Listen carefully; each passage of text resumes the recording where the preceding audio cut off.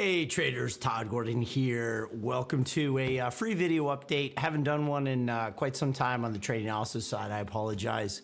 It's just we've been so in the trenches day to day with the members. It's such a complex market. There's so much happening outside of just the stock market. And obviously we've had a pretty significant decline off the highs. We're now fully in Q1 earnings season. It's been a very macro-driven market. So those are the asset classes outside of the equities, right? So the fixed income, commodities, currencies, or FX. And then one could argue that crypto, Bitcoin, is maybe the fifth asset class. I want to talk about the indexes from where we stand. Look at the elite wave counts on the S&P and NAS. I want to spin it over into some macro stuff. Talk about FX. Show you a key point that a lot of people are getting wrong with the dollar. And I got a nice whole list for you here, guys. And then we'll look at a little bit of commodities, copper and gold. And then finally, I think the rotation that's really driving the market and has the ability to, I think, tell us the future direction and help sort of reduce some of the subjectivity that is inherent in Elliott wave and technicals and basically analysis in general, whether it's fundamental or technical. So we've got to figure out if this pullback is going to keep going and get deeper than it is, or if it's a little bit more shallow. So I have a lot.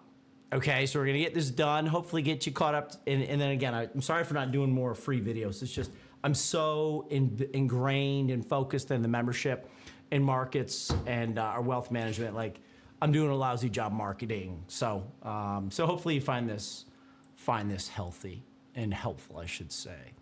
All right, so first thing we wanna do is let's take a look at the S&P, and that's gonna come up right now. All right, so the operative wave count that we're working with here in the S&P 500 cash is this. It is not typical, and it's not a wave interpretation that I'm seeing anywhere else out in the elite wave community. Okay.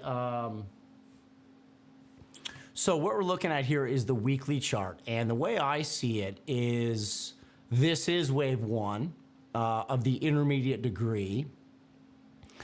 Wave one would be comprised of 5 smaller minor degrees. Those are the green labels off to the side there.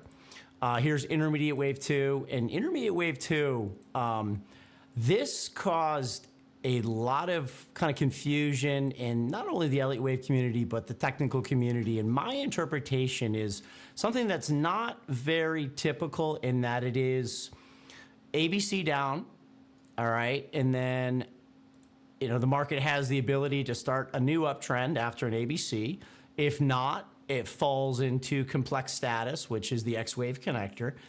And then, which is a acceptable pattern, is to go into triangulation in Y of 2.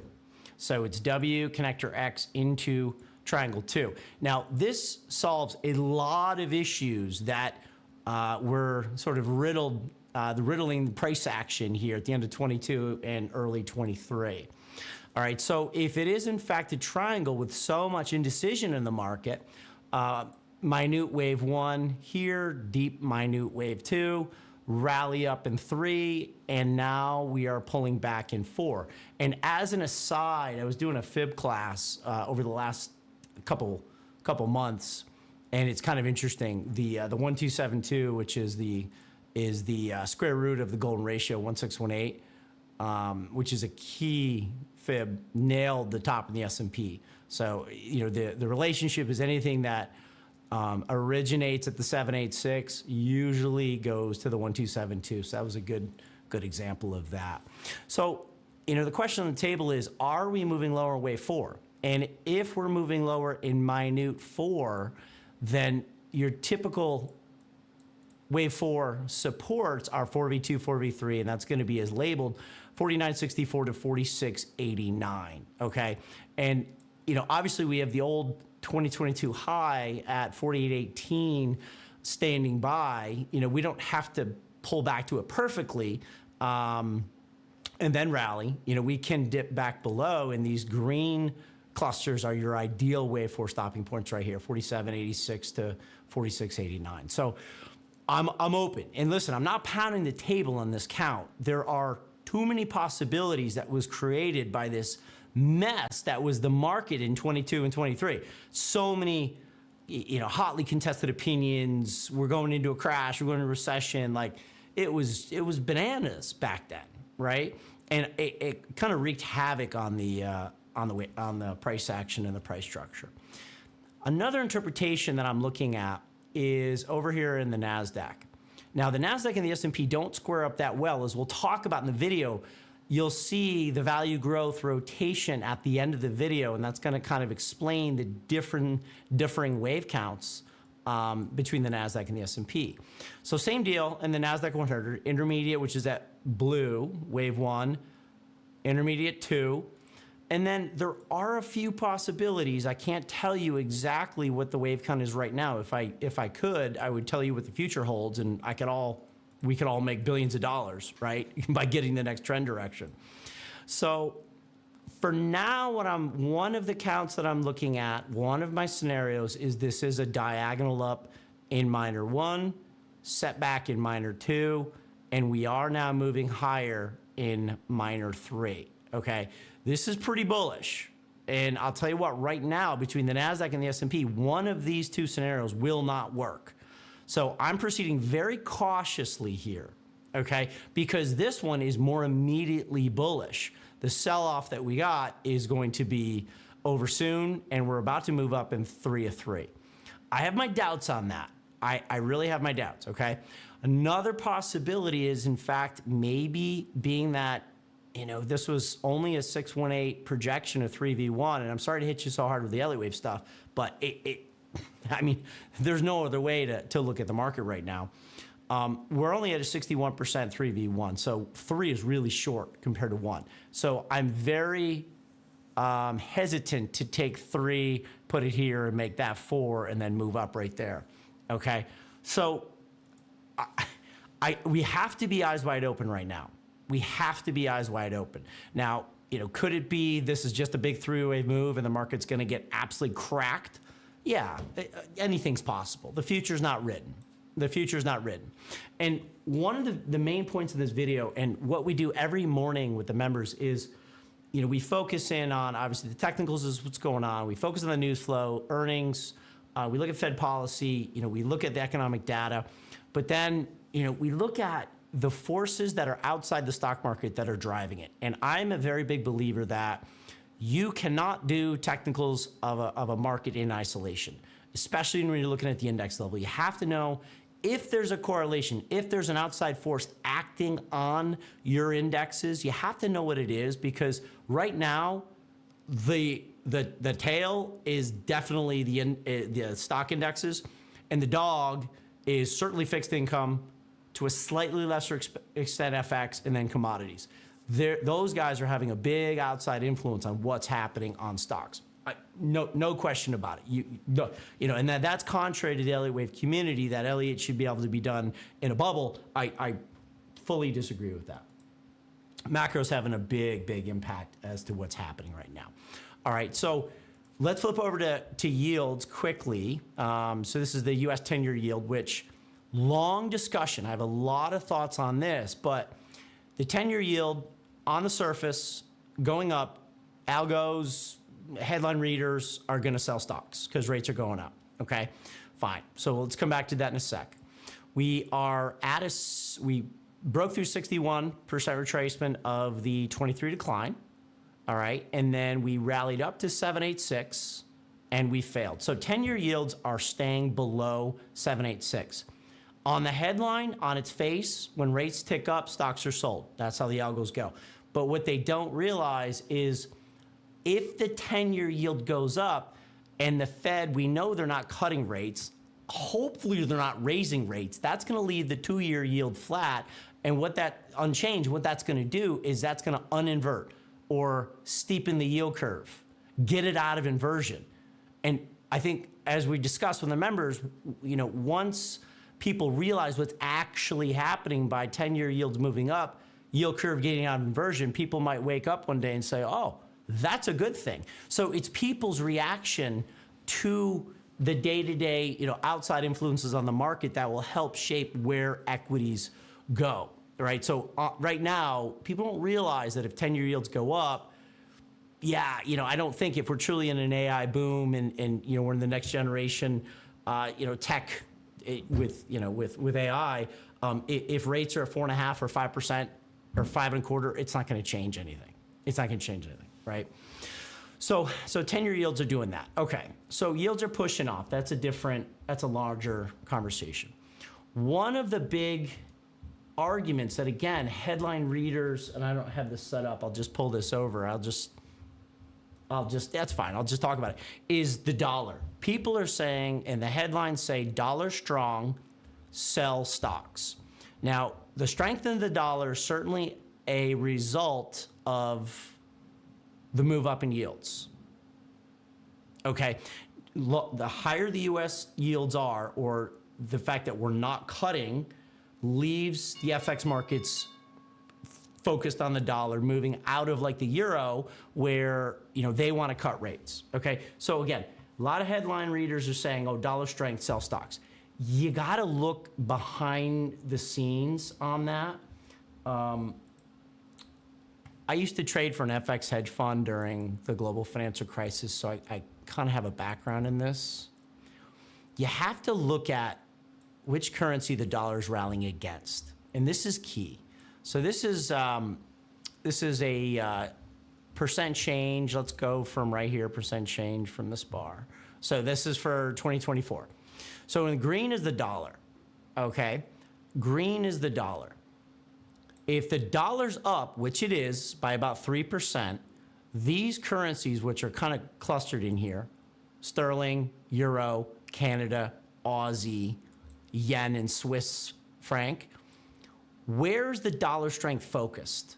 It's not focused as much against sterling, euro, CAD, and Aussie. Those are all offensive, higher beta currencies.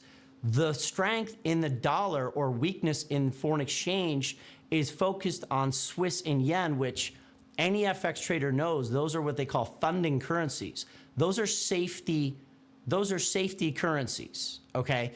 So, and what's even crazier is if I showed you a correlation of the yen, dollar yen over the Nikkei, as the yen is getting weaker, the Nikkei is going up. Correlation is strong. Nikkei moving up is a very strong relationship that's happening right now that's helping our equities. So by the fact that the dollar is strong right now, particularly against currencies that aren't indicative of a slowing global growth, yen and Swiss, and even more to that, the weaker the yen is, the better the Nikkei is doing, which the better global equities are doing. So the dollar strength, because it's focused against these two, it's a good thing. We want dollar yen to go up because it's correlated to higher Nikkei prices, which you look at some of the stocks in Nikkei, I mean, that's an economy that's really coming back online after 30 years of deflationary pressures. So it's when you start seeing the more offensive Aussie, CAD, Norway, when you start seeing those guys sell off, that's a different story. So there's a lot more to the dollar story than people realize. Okay. All right, another thing, gold moving up. Okay, gold moving up, long conversation, I'm not gonna get into that now, but what I am looking at is copper gold, related to that offensive higher beta risk on currency discussion. If copper is acting strong, that means global macro guys are bidding up, a stronger, global economy. They wouldn't be selling copper if the outlook is for economic slowdown. So copper's been breaking out. What I've done here is taken copper against gold. Copper-gold ratio, nice Elliott wave pattern. 5 up, A, B, ending diagonal C. B wave went into a nice deep retracement, into the 618 retracement, starting to break out. Copper's outpacing the gains in gold. That's a good risk-on signal, and copper obviously is going to be correlated to like the Australian dollar and other commodity-based currencies in Canada, which I don't know how much copper they're exporting, but they're correlated to the commodity trade, okay? So copper gold looking good. Now, there's a good correlation of U.S. yields and copper gold. as I'm showing you right here, until recently. So rates have pushed up where copper gold has gone down, okay? So what's gonna happen if copper gold moves up? You know, what's that gonna do to the 10-year yield? Does it do nothing as the correlation's broken? Or if by chance does this fail and we break down, does this bring the yield down? I don't know. I don't have a clear takeaway for this right now. I just wanted to put this one on your radar. Correlation is solid, but the break is pretty significant here just in the last, really over the last year and a half, okay? So watch that. Hopefully if copper gold breaks out, it doesn't give yields the idea that it wants to continue higher. But again, I don't see 10-year yields going above where short-term Fed funds is 5.25. So even if it wants to go up a little bit and further flatten out or normalize the yield curve, I think that's okay. So as I said, this is a very macro-driven market. Now, let's continue the discussion on yields. So what we're doing here is we're looking at US 10-year yields as it correlates to value growth ratio. We're looking at Vanguard value growth, okay? This is going back over about 15 years here. So US 10-year yields is in orange, are in orange, and then the value growth ratio is in blue. And you can see that yield selling off, value growth ratio selling off into 2020, which means value underperforming growth, growth outperforming value. Then all of a sudden COVID hit, inflationary explosion, rates went up as bonds are sold, which is typical in an inflationary environment. That caused the rotation into value out of growth right here. Well, all of a sudden 2023 comes around right at the turn of the year, and then value growth gets crushed, which means value breaks down, growth is rallying, even with a little hesitation in the yields up here. We make a new high, sell off again. Now this recent bump up in rates as the markets are now come to the realization that something that we knew, which is Fed's not cutting 6, 4, 3, 2 times this year. There's no way, okay? So the value trade has not really rotated in as rates have pushed up. Moreover, like we have this triple bottom on value growth, which, you know, if yields do want to back off a little bit, I wonder if we might break through that triple bottom in the value growth ratio, which means we want to focus on the growth trade, right? And I mean, this is not value growth, but this is flipped around growth value, just showing you that triple top other way, breaking up there. And then I even included the S&P for you right here in the bottom left. So you can see, you know, as we're looking at, let's get our date here. So this is June of 23, this is about a year ago. Okay, as we're getting the push up in yields, and we're seeing a little bit of a move up in value. See that hook in the RRG right here? Value moving up, growth moving down. That little flip right there, okay? We're seeing a rotation into large cap value and somewhat out of large cap growth, okay? And that's confirmed by mega cap. Okay, this is the headline growth value. This guy is mega cap value growth ratio, also doing a triple bottom here. And if we look at the rotation, mega cap value is coming in, mega cap growth is coming out. So large and mega cap clearly right now is in favor of value as rates are pushing up. But what I find interesting is check out the mid caps. Okay, mid cap growth is doing a hook right here and is not bouncing, you know, as much on the mid cap side as it is on the large cap, which means the mid cap values are still underperforming the mid cap growths. Combined with that hook right there, I'm wondering, you know, with the Mag 7 discussion and this hook, I'm wondering if this mid cap value growth ratio wants to continue to break down, which means we need to get inside of the Vanguard Midcap 400 and look inside the sub $2 trillion market cap companies, because will that give us a little bit more clarity, and maybe large cap is going to take a break. Will that give us more clarity on the NASDAQ, which let me bring this back over. I'm wondering if the secret, or if the determining factor will be the mids. As the breadth increases, will mid caps give us a little bit more of a sign to come? And I obviously understand that the S&P and NAS is going to be driven by the large market caps, but if we're seeing a resurgence in the mid caps, there's a lot of good setups that I'm looking at here as I'm going through our watch list with our members, and there's a ton of stocks I want to buy here. But again, I like the setup here. I like pulling back to the old highs that are now support, but I just can't get the S&P square in my mind, which is going to have obviously more value representation. I can't get the idea that we might have another leg down here in the S&P before we find support. So that's the question on the table. There's more questions than answers right now. I hope you find that useful, but that's just the kind of market we're in. We're in a very macro-driven market right now between FX, commodities, and fixed income on the equity side. And one of the strong things about Ellie Wave is when there's not a clear wave count, that tells you perhaps there's not a real edge to get aggressive in the market. And I'm not getting aggressive in here. We've reduced our holdings naturally through trailed stops that have been taken out, and we're looking at rebalancing the wealth management portfolio here in the next week or so.